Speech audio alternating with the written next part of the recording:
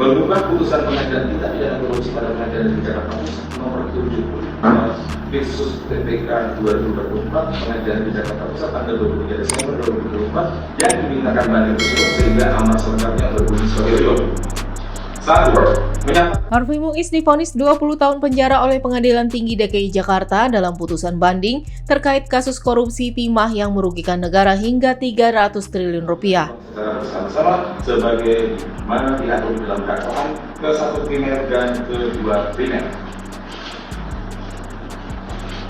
Menjatuhkan pidana kepada ia terdakwa Harvey Muiz dengan pidana penjara selama 20 tahun dan denda sebesar 1 miliar rupiah dengan ketentuan apabila denda tersebut tidak dibayar. Selain hukuman penjara, suami artis Sandra Dewi itu juga diwajibkan membayar denda sebesar 1 miliar rupiah, subsidiar 8 bulan kurungan, serta membayar uang pengganti 420 miliar rupiah atau diganti dengan kurungan 10 tahun. Sebelumnya Harvey divonis 6,5 tahun penjara oleh Majelis Hakim Pengadilan Tindak Pidana Korupsi pada Pengadilan Negeri Jakarta Pusat.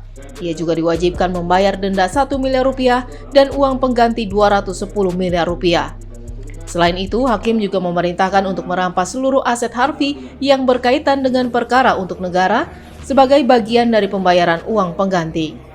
Ia bersama terdakwa lainnya terbukti melakukan tindak pidana korupsi dalam pengelolaan tata niaga komoditas timah di wilayah izin usaha pertambangan di PT Timah Tbk tahun 2015-2022.